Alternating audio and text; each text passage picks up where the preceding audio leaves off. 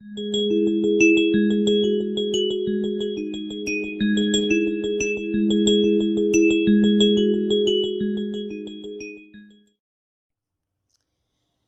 اللہ الرحمن الرحیم۔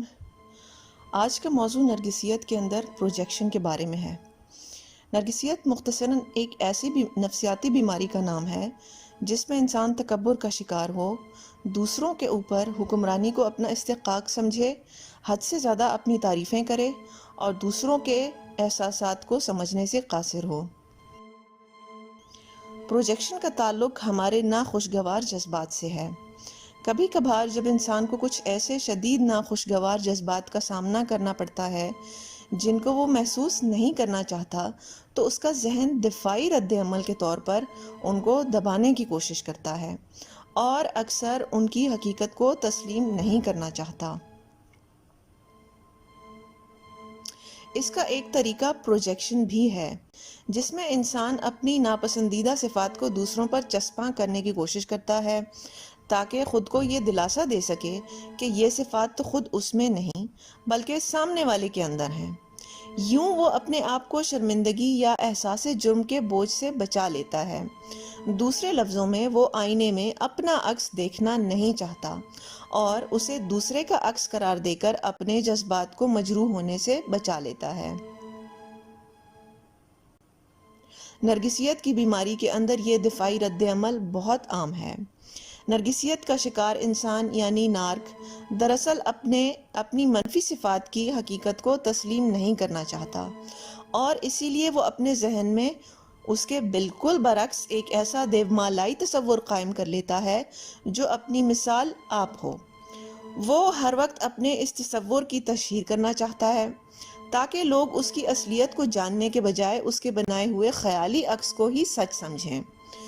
وہ اس میں بہت حد تک کامیاب بھی ہو جاتا ہے، مگر جو لوگ اس کو قریب سے جانتے ہیں ان پر اس کی اصلیت کھل جاتی ہے۔ اب وہ اپنے جھوٹ کو تسلیم نہیں کرنا چاہتا اور اپنے حقیقی عکس کا سامنا نہیں کرنا چاہتا، لہٰذا وہ اپنی بری صفات کو دوسروں پر چسپاں کرتا رہتا ہے۔ پروجیکشن کو کئی مثالوں سے واضح کیا جا سکتا ہے۔ مثلاً اگر ایک نارک آپ کی طرف طنزیہ اشارہ کرے کہ آپ تو ضرورت سے زیادہ دبلے پتلے بلکہ تنکے کی طرح ہیں، تو سمجھ جائیں کہ اس کو اپنے بڑھے ہوئے وزن کے بارے میں احساس کمتری ہے۔ اگر ایک نارک جو آپ کو کام چور کہے حالانکہ آپ دیانتداری سے اپنا کام کرتے ہیں، تو سمجھ جائیں کہ وہ اپنی کام چوری کو تسلیم نہیں کرنا چاہتا۔ اگر ایک نارک آپ پر دھوکے بازی کا الزام لگا رہا ہے تو سمجھ جائیں کہ وہ خود آپ کو دھوکہ دے رہا ہے۔ اگر ایک نارک آپ پر بد زبان اور فسادی ہونے کا الزام لگاتا ہے حالانکہ آپ خوش اخلاق ہیں، تو سمجھ جائیں کہ دراصل وہ اپنی صفات بیان کر رہا ہے۔ اگر ایک نارک دنیا والوں کی منافقت سے شدید نفرت کا اظہار کرتا ہے تو سمجھ جائیں کہ وہ خود سب سے بڑا جھوٹا ہے۔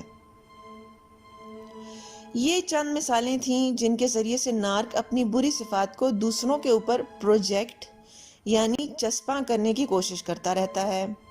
لیکن اگر ہم اس کی نفسیات کو سمجھ لیں تو ہم اس کی اس الزام تراشی سے پریشان نہیں ہوں گے اور اپنے اوپر اعتماد کو قائم رکھ سکیں گے۔